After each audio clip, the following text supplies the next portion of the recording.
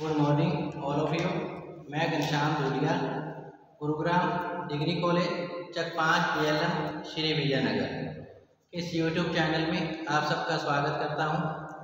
आज हम BA final year history पर आधुनिक भारत का इतिहास, इसके अंतर्गत आज का जो हमारा टॉपिक रहेगा वह है अंग्रेजी प्रमुख सत्ता का 1858 से 1947 के मध्य देशी रियासतों में विकास, इसके बारे में जानकारी प्राप्त करेंगे। तो अधीनस्थ एकता एवं अधीनस्थ सहयोग की नीति 1858 से 1947।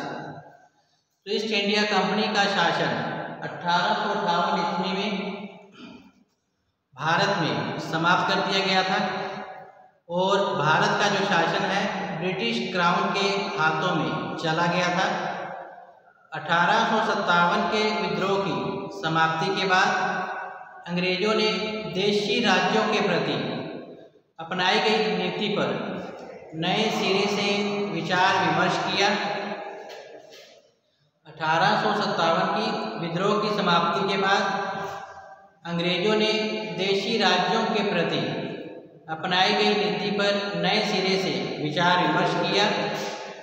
1858 से 1947 तक की अवधि में ब्रिटिश सरकार ने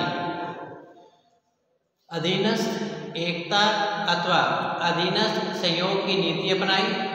1858 से 1906 तक ब्रिटिश सरकार देशी राज्यों को शंका की दृष्टि से देखती थी।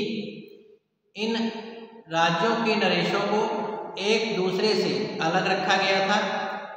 1906 में लॉर्ड मिंटो ने देशी नरेशों से संपर्क बढ़ाना शुरू किया था और राष्ट्रीय आंदोलन का दमन करने के लिए देशी नरेशों ने मिलकर कार्य करने की नीति अपनाई थी। इस प्रकार 1857 की विद्रोह के पश्चात लॉर्ड डलहौजी ने गोद निषेध नीति उलट दिया गया था। 1857 के विद्रोह के पश्चात लॉर्ड डलहौजी की गोद निषेध नीति को उलट दिया गया और इस नीति को दृढ़ता से अपनाया गया कि भविष्य में किसी भी देशी राज्य को किसी भी कारण से ब्रिटिश साम्राज्य में सम्मिलित नहीं किया जाएगा। 1858 में महारानी विक्टोरिया के घोषणा पत्र में कहा गया था कि भविष्य में ब्रिटिश सरकार देशी राज्यों को ब्रिटिश साम्राज्य में सम्मिलित नहीं करेगी और देशी नरेशों और नवाबों के साथ जो भी समझौते और प्रबंध किए गए हैं ब्रिटिश सरकार उनका सदैव ही आदर करेगी, उनके अधिकारों की रक्षा करेगी। इसके पश्चात कैनिंग द्वारा अधीनस्थ एकता की नीति का सूत्रपात किया गया। तो लॉर्ड कैनिंग ने देशी राज्यों के सहयोग से ब्रिटिश शासन को चलाने की नीति प्रारंभ की। उसने गोद लेने की प्रथा को स्वीकार करके देशी नरेशों को आश्वस्त किया था। हिंदू देशी नरेशों के राजाओं को लिखित पत्र गवर्नर जनरल की ओर से दिया गया, जिन्हें संसद कहा गया। इन सदनों के द्वारा देशी नरेशों को गोद लेने का अधिकार स्वीकार किया गया। संसदों के अनुसार भारत में प्रचलित उत्तराधिकार के नियमों और रीति रिवाजों को ब्रिटिश साम्राज्य में स्वीकृति प्रदान की गई। फिर इसके आधार पर सर्वोच्च सत्ता का सिद्धांत प्रतिपादित किया गया। 1858 में स्पष्ट रूप से ब्रिटिश शासकों ने सर्वोच्च सत्ता का सिद्धांत पारित किया। घोषित किया गया कि संपूर्ण भारत में ब्रिटिश सत्ता ही सर्वोपरि थी। इसके प्रत्येक राज्य इसके अधीन रहकर ही कार्य कर सकता है। ब्रिटिश सरकार तथा देशी राज्यों के बीच वास्तविक संबंधों का आधार यही सर्वोपरि सत्ता का सिद्धांत था। कैनिंग ने पहली बार ब्रिटिश सत्ता का प्रतिपादन किया। उसने 1862 ईस्वी में घोषणा की कि ब्रिटिश क्राउन संपूर्ण भारत में एक सर्वोच्च सत्ता है। यह निर्विरोध शासक के रूप में हमारे सामने है और पहली बार अपने सामंतों के सामने है। आइए अब हम देखते हैं ब्रिटिश सर्वोच्च सत्ता का देशी राज्यों से संबंध।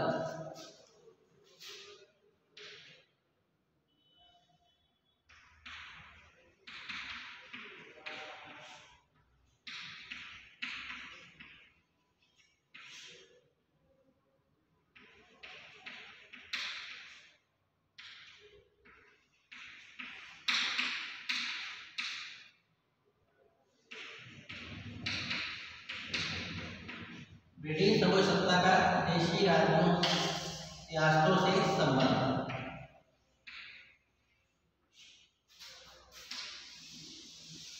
ब्रिटिश सर्वोच्च सत्ता का देशी राज्यों से संबंध 1858 से 1947।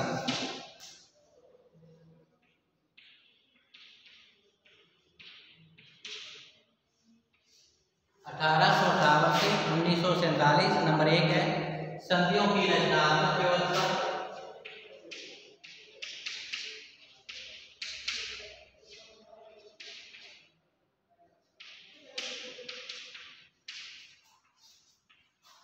संधियों की रचनात्मक व्यवस्था करना। संधियों की रचनात्मक व्यवस्था करना। तो 1858 के पश्चात ब्रिटिश सरकार ने संधियों की कोई व्याख्या नहीं की। प्रत्येक संधि को स्वीकार कर लिया गया, परंतु शीघ्र ही संधियों की रचनात्मक व्याख्या करने की नीति अपनाई गई। इसका अर्थ यह हुआ कि सर्वोच्च सत्ता होने के नाते ब्रिटिश सरकार ने मनमाने ढंग से संधि की व्याख्या करना प्रारंभ कर दिया। भारत सरकार की नीति थी कि अब संधियों को एक साथ मिलाकर पढ़ना। यदि किसी भी राज्य के साथ की गई संधि से भारत सरकार को किसी भी प्रकार का अधिकार मिला था, तब उसको उस संधि का अन्य राज्यों के विषय में उपयोग किया।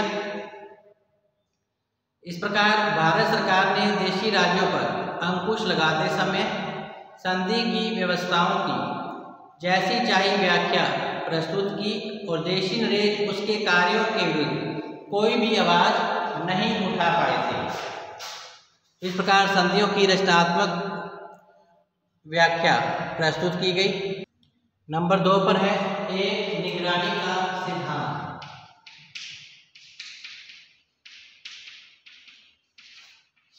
एक निगरानी का सिद्धांत। नंबर 2 एक निगरानी का सिद्धांत। इस अवधि में भारत सरकार ने एक निगरानी के सिद्धांत का अनुसरण किया। इस कारण ब्रिटिश नीति को अधिनिष्ठ एकता की नीति कहा गया। 1858 के बाद संपूर्ण भारत को एक करने का भरसक प्रयास किया गया था। इसी प्रकार प्रत्येक जनरल ने एक निगरानी के सिद्धांत का अनुसरण प्रस्तुत किया। प्रशासनिक दृष्टि से आर्थिक विकास का निर्णय करते समय भारत सरकार ने संपूर्ण भारत को एक ही माना। रेलवे लाइनों का निर्माण करते समय किसी भी देशी रियासत को बाधा उपस्थित करने का अवसर प्रदान नहीं किया गया। इसी प्रकार अन्य संचार के साधनों की व्यवस्था करते समय में भी भारत को एक इकाई माना गया था। अंग्रेजों द्वारा चलाया गया सिक्का पूरे भारत में व्यापार का आधार बना। कर संबंधी व्यवस्था करते समय भी देशी रियासतों को सहयोग करने को कहा गया था। इस प्रकार आर्थिक ढंग से देश एक होता चला गया। देशी राज्यों ने भी उसी प्रकार की न्याय व्यवस्था का प्रबंध प्रस्तुत किया जिस तरह की न्याय व्यवस्था ब्रिटिश अधीनस्थ भारत में स्थापित की थी। नेक्स्ट है सीमांतवर्ती देशी राज्यों के प्रतिनिधि।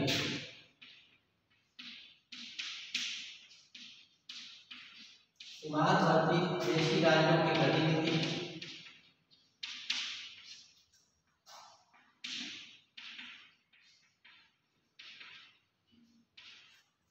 सीमांतवर्ती देशी राज्यों के प्रतिनिधि। तो राज्यों पर भारत सरकार ने अधिक नियंत्रण लगाए। 1886 में कश्मीर राज्य पर भारत सरकार ने नियंत्रण बढ़ाना शुरू कर दिया। कश्मीर में एक अंग्रेज रेजिडेंट की नियुक्ति प्रदान की गई। 1889 में कश्मीर के महाराजा प्रताप सिंह को अपदस्थ करके कश्मीर के प्रशासन पर ब्रिटिश प्रभाव को बढ़ाया गया। इसी प्रकार सिक्किम तथा भूटान पर भी नियंत्रण स्थापित किया गया। 1893 में कलकत्ता के शासक खुद्दार खां को पदस्थ कर दिया गया। कलात पर अपना प्रभुत्व स्थापित किया गया और इसके लिए क्वेटा में से सेनाएं भेजी गई थी। नेक्स्ट है रेजिडेंट्स का बढ़ता हुआ प्रभाव।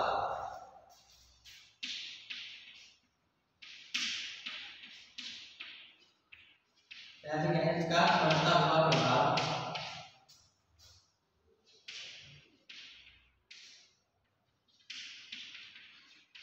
रेजिडेंट का बढ़ता प्रभाव।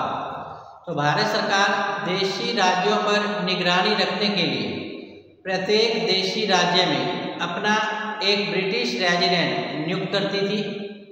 यह ब्रिटिश अधिकारी राज्यों के निगरानी में रहकर उस राज्य में होने वाली प्रत्येक गतिविधियों पर नज़र रखता था। रेजिडेंट के द्वारा ही गवर्नर जनरल प्रत्येक देशी राज्यों के विषय में जानकारी प्राप्त करता था और इसकी रिपोर्ट के अनुसार ही किसी प्रकार की कार्रवाई की जाती थी। रेजिडेंट ही देशी राज्यों के भाग्यों का निर्माण करती थी। इस कारण कोई भी देशी नरेश ब्रिटिश रेजिडेंट को नाराज करने का साहस नहीं कर सकता था। इस प्रकार राजनीति में रेजिडेंट्स का प्रभाव बढ़ता चला गया। इसकी आज्ञा का पालन करना देशी नरेशों के लिए अत्यंत आवश्यक था। यह देशी राज्यों में बढ़ता हुआ ब्रिटिश हस्तक्षेप।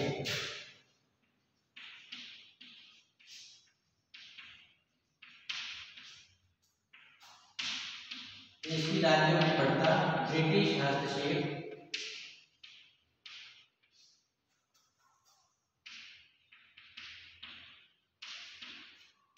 देशी राज्यों में बढ़ता ब्रिटिश हस्तक्षेप। यद्यपि प्रत्येक देशी नरेशों को प्रशासन चलाने के लिए मंत्रियों की नियुक्ति करने की पूर्ण स्वतंत्रता प्राप्त रही थी, फिर भी मंत्रियों की नियुक्ति और अपदस्थ करने में ब्रिटिश सर्वोच्च सत्ता ने हस्तक्षेप जारी रखा। यदि किसी भी प्रभावशाली मंत्री के संबंध ब्रिटिश सर्वोच्चता यद्यपि किसी भी प्रभावशाली मंत्री के संबंध ब्रिटिश रेजिडेंट अथवा गवर्नर से अच्छे होते थे तो उसे देशी नरेश आसानी से नहीं हटा सकते थे। जब हैदराबाद के मुख्यमंत्री सालार जंग ने हैदराबाद के निजाम के साथ मतभेद होने के कारण त्याग पत्र दे दिया था तो गवर्नर जनरल ने निजाम को विवश किया कि वह सालार जंग को पद मुक्त न करे, क्योंकि सालार जंग अंग्रेजों का समर्थक रहा था।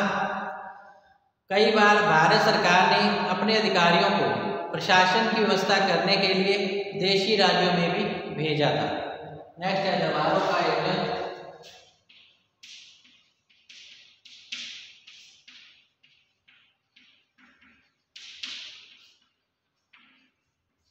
दरबारों का आयोजन किया गया। 1877 में लॉर्ड लीटन ने दिल्ली में एक विशाल दरबार का आयोजन किया था, जिसमें देशी नरेश को वायसराय के सामने सिर झुकाना पड़ा था। इसी प्रकार 1903 से 1911 में दरबार आयोजित किए गए थे।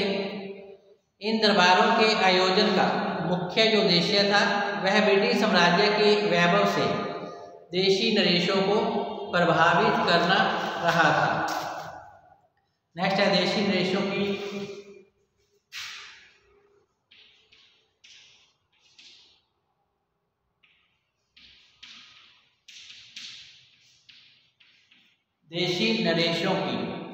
अल्प व्यस्तता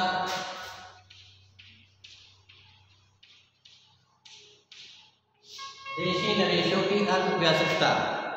जब जब भारत सरकार को कभी देशी राज्यों के लिए किसी नरेश के चुनाव करना आवश्यक हो जाता था तो उस समय भी राजवंश के ऐसे व्यक्ति का चुनाव किया जाता था जिसकी आयु बहुत कम हो। ऐसे कम आयु के शासक के संरक्षण की जो जिम्मेदारी थी वह ब्रिटिश सरकार स्वयं संभाला करती थी और इस अवधि में प्रायः शासन की बागडोर ब्रिटिश अधिकारियों के हाथों में केंद्रित रहती थी। इस प्रकार देशी नरेशों की अल्पवयस्कता के आधार पर ब्रिटिश सरकार नियुक्ति प्रदान करती थी ताकि वह उनका संरक्षण दे पाए। फिर है देशी राज्यों के आंतरिक प्रशासन में ब्रिटिश हस्तक्षेप। देशी राज्यों के आंतरिक प्रशासन में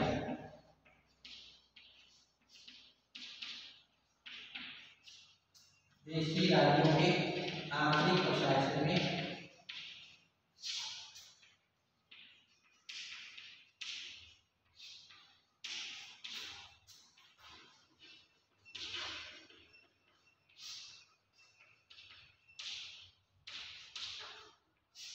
देशी राज्यों के आंतरिक प्रशासन में ब्रिटिश हस्तक्षेप किया गया। भारत सरकार ने देशी राज्यों के आंतरिक प्रशासन में हस्तक्षेप की नीति अपनाई। आरंभ से ही देशी राज्यों को बता दिया गया था कि ब्रिटिश सत्ता उसके अच्छे शासन की आशा करती थी। यदि किसी राज्य में स्थिति बिगड़ती थी तो ब्रिटिश सत्ता वहां खुलेआम हस्तक्षेप करने में तनिक भी संकोच नहीं करती थी। नेक्स्ट है देशी राज्यों में उत्तराधिकार के समय ब्रिटिश हस्तक्षेप।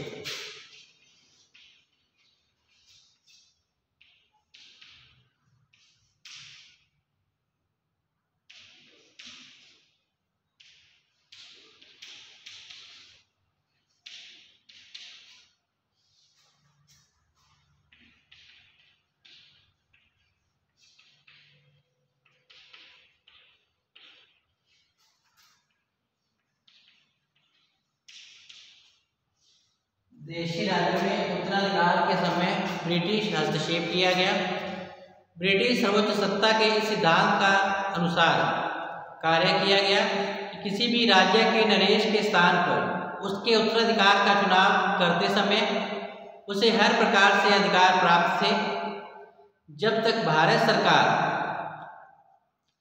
स्वीकार न कर ले किसी भी राज्य के उत्तराधिकारियों की सत्ता वैध नहीं मानी जाती थी। वास्तव में भारत सरकार की इच्छा के विरुद्ध कोई भी उत्तराधिकारी देशी राज्य का शासक उस समय नहीं बन सकता था। कई ऐसे अवसर भी आए जब भारत सरकार ने उस राजकुमार को उत्तराधिकारी नहीं माना जिसे गद्दी पर बैठने का सबसे अधिक हक था और उसके स्थान पर किसी दूसरे व्यक्ति को चुन लिया गया था। तो इस प्रकार देशी राज्यों में उत्तराधिकार के समय में भी ब्रिटिश सरकार के द्वारा हस्तक्षेप किया जाता था। फिर है ब्रिटिश सर्वोच्च सत्ता के अधीनस्थ सहयोग की नीति।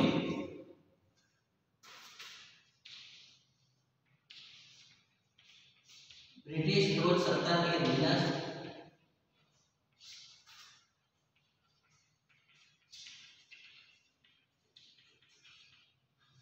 ब्रिटिश सर्वोच्च सत्ता के अधीनस्थ सहयोग की नीति।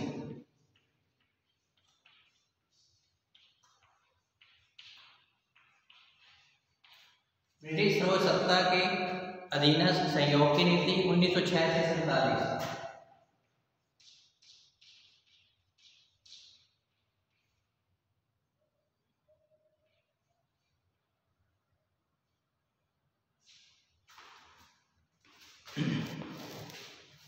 तो इस प्रकार 1905 में कर्जन भारत से चले गए और उसके चले जाने के बाद राज्यों के प्रति भारत सरकार की नीति काफ़ी बदली। इसका प्रमुख कारण यह था कि भारतीय राष्ट्रीय आंदोलन ने जोर पकड़ लिया था। भारतवासी ब्रिटिश शासन को चुनौती देने लगे थे। अतः ब्रिटिश सत्ता को बनाए रखने के लिए अंग्रेजों ने देशी राज्यों के प्रति सहयोग की नीति अपनाने का निश्चय कर लिया। अतः 1906 में ब्रिटिश सर्वोच्चता ने देशी नरेशों के प्रति अधीनस्थ सहयोग की नीति अपनाना प्रारंभ किया। लॉर्ड मिंटो ने देशी राज्यों पर दबाव कम करने की नीति अपनाई थी। उसने देशी नरेशों के साथ संपर्क स्थापित किया, उसके विचारों को ध्यान से सुना और उसके पक्ष को समझने का भी प्रयास किया। उसने आज्ञा पत्र जारी करने के बजाय देशी नरेशों के सहयोग से कार्य करने का निश्चय किया।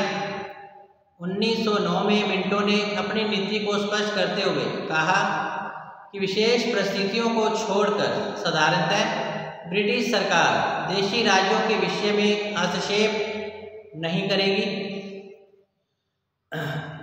उसने यह भी कहा कि ब्रिटिश सरकार और देशी राज्यों के हित एक समान है। मिंटो की नीति देशी नरेशों पर विश्वास करने की थी। मिंटो के बाद लॉर्ड हार्डिंगल ने उसकी नीति को और आगे बढ़ाया।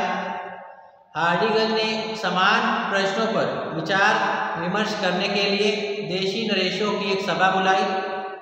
उसने देशी नरेशों को आपस में मिलाने की सलाह दी, जिससे वे देशी राज्यों की समस्याओं पर तथा देश के सामने उपस्थित समस्याओं पर अपने विचारों को प्रकट कर पाए। वह किसी भी देशी नरेश से अथवा कई नरेशों से मिलने को हमेशा तैयार रहता था, जिसके परिणाम स्वरूप देशी राज्यों के बीच जो संबंध हैं काफ़ी अच्छे बने। फिर इसके पश्चात है मॉन्टफोर्ड की रिपोर्ट पर प्रस्ताव।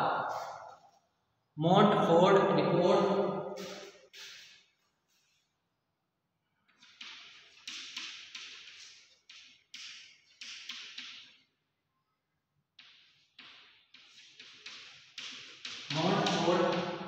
पर प्रस्ताव। मॉन्टफोर्ड रिपोर्ट पर प्रस्ताव। मॉन्टफोर्ड रिपोर्ट में इस बात पर बल दिया गया था कि देशी नरेशों की कठिनाइयों को दूर किया जाए, उन्हें देश के राजनीतिक और आर्थिक मामलों में अधिक महत्वपूर्ण भूमिका निभाने के अवसर प्रदान किए जाएं। रिपोर्ट में कहा गया कि जिस प्रकार से भारत सरकार के राजनीति विभाग ने सभी राज्यों के प्रति एक प्रकार की नीति अपनाई, वह न्याय संगत नहीं था। रिपोर्ट में सिफारिश की गई कि भारत सरकार अपनी उस नीति के बदले, जिसमें वह देशी राज्यों पर दोष लगाती थी, स्वयं उन्हीं पर न्याय करने का एकाधिकार भी प्राप्त कर लेती थी। नेक्स्ट है देशी नरेशों के मंडल की स्थापना।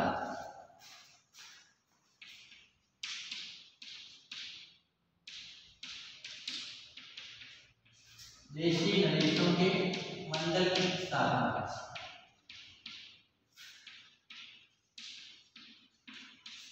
देशी नरेशों के मंडल की स्थापना अंग्रेजी प्रभुसत्ता का देशी रियासतों के विकास के अंतर्गत इस बात को स्पष्ट किया गया है कि दीर्घ काल से भारत सरकार की यह नीति थी कि देशी नरेशों को एक दूसरे से अलग रखा जाए।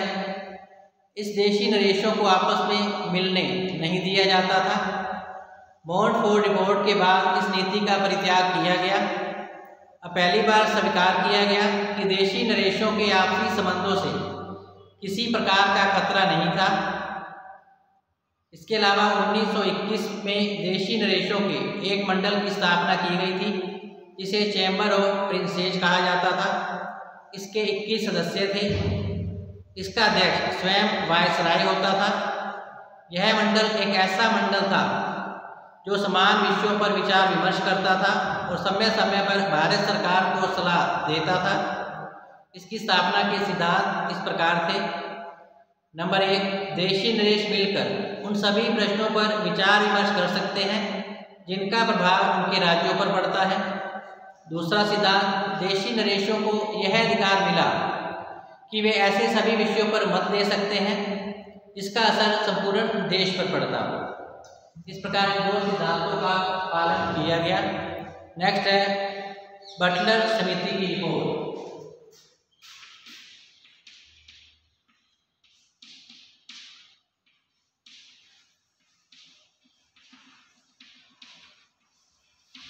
बटलर समिति की रिपोर्ट प्रस्तुत की गई।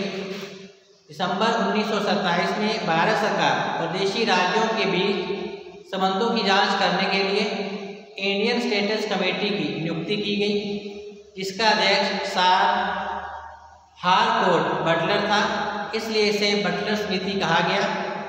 इसकी सिफारिशें कुछ इस प्रकार थी। नंबर 1, देशी राज्यों के साथ व्यवहार करते समय वायसराय ब्रिटिश क्राउन का प्रतिनिधि बने, न कि सैफरिशियस गवर्नर जनरल। दूसरी बात, क्राउन और देशी नरेशों के संबंधों में बिना देशी नरेशों की राय में परिवर्तन न किया जाए। तीसरी सिफारिश, देशी राज्यों के प्रशासन में हस्तक्षेप वायसराय के निर्णय पर छोड़ दिया जाए। चौथी शर्त, देशी राज्यों तथा ब्रिटिश सरकार के बीच उत्पन्न विवाद होने पर उनकी जांच के लिए विशेष समिति नियुक्त की जाए। नेक्स्ट सिफारिश थी, ब्रिटिश भारत और देशी राज्यों के बीच आर्थिक संबंधों की जांच करने के लिए एक समिति की नियुक्ति प्रदान की जाए। नेक्स्ट है भारत में संघीय व्यवस्था।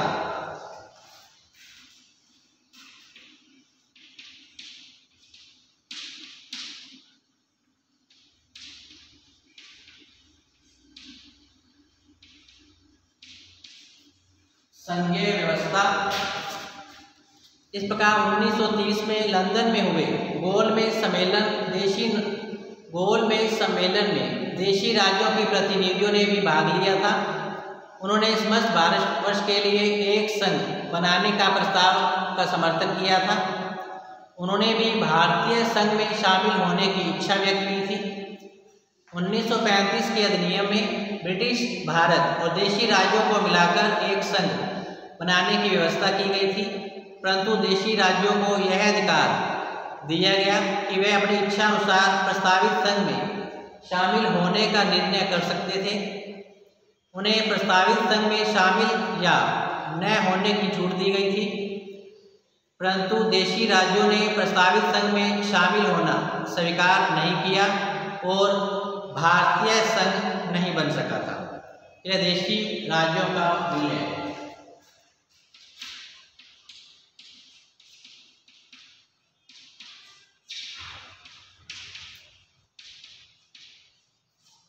देशी राज्यों का विलय। इस प्रकार 1939 में द्वितीय महायुद्ध प्रारंभ हो गया था। यह युद्ध मित्र राष्ट्रों केंद्रीय शक्तियों के बीच लड़ा गया था। इस अवसर पर देशी नरेशों ने ब्रिटिश सरकार को पूर्ण सहयोग प्रदान किया था। 1942 में क्रिप्स मिशन ने भी भारत में संघीय व्यवस्था स्थापित करने का सुझाव दिया था, परंतु ब्रिटिश सरकार ने घोषणा की कि संघीय सरकार में हर एक राज्य का मिलना जरूरी नहीं। 1946 में कैबिनेट मिशन भारत आया। इस अवसर पर देशी नरेशों के मंडल के अध्यक्ष भोपाल के नवाब ने कैबिनेट मिशन से मांग की कि देशी नरेशों को अधिक से अधिक प्रभुत्व सत्तात्मक अधिकार प्रदान किए जाएं, परंतु कैबिनेट मिशन ने देशी राज्यों को स्पष्ट कर दिया कि भारत के स्वतंत्र होते ही ब्रिटिश सम्राट और देशी नरेशों के पुराने जो पारस्परिक संबंध हैं समाप्त हो जाएंगे। 15 अगस्त 1947 को भारत आज़ाद हुआ। देशी नरेशों की एक समस्या एक जटिल समस्या के रूप में उपस्थित हुई। इसका कारण यह था कि ब्रिटिश सरकार ने देशी राज्यों पर ब्रिटिश सर्वोच्च सत्ता को समाप्त कर दिया। घोषित किया कि देशी रियासतें अपनी इच्छा अनुसार भारत अथवा पाकिस्तान में शामिल हो सकती थी अथवा स्वतंत्र भी रह सकती हैं। इस समय भारत में कुल 562 देशी रियासतें थीं। सरदार पटेल ने साहस सूझबूझ कूटनीति से काम लेते हुए जटिल समस्या का समाधान प्रस्तुत किया। सरदार पटेल और उसके प्रतिनिधि विभिन्न देशी राज्यों में गए और देशी नरेशों को समझाया कि भारत में विलय होना और उन राज्यों की जनता के हित में था। धीरे धीरे अधिकांश देशी रियासतों ने भारत में विलय होना स्वीकार कर लिया। हैदराबाद और कश्मीर ने अपनी स्वतंत्र अस्तित्व बनाए रखने का मन बनाया, परंतु सेना की सहायता से हैदराबाद को भारत में मिला लिया गया। कश्मीर पर पाकिस्तान ने आक्रमण कर दिया। कश्मीर का एक भाग पाकिस्तान के अधिकार में चला गया था। इस प्रकार कश्मीर पूरी तरह से भारत पाकिस्तान में सम्मिलित नहीं हो पाया। यद्यपि भोपाल, रायपुर, टोंक, जूनागढ़, जोधपुर आदि ने पाकिस्तान से मिलने की इच्छा व्यक्त की थी, परंतु सरदार पटेल ने इन्हें भी समझा बुझाकर भारत में मिलने के लिए सहमत कर लिया था। इस प्रकार सरदार पटेल के कठोर परिश्रम, राजनीतिक सूझबूझ, कूटनीतिक चातुर्य से भारत की 562 रियासतों को भारतीय संघ में सम्मिलित कर लिया गया था। तो इस प्रकार आज का जो हमारा टॉपिक है अंग्रेजी प्रभुसत्ता का 1858 से 1947 के मध्य देशी रियासतों में विकास, टॉपिक यहीं समाप्त होता है। कल हम फिर से हाजिर होंगे नए टॉपिक के साथ। तब तक आप घर पे रहें, सुरक्षित रहें, पढ़ते रहें। धन्यवाद।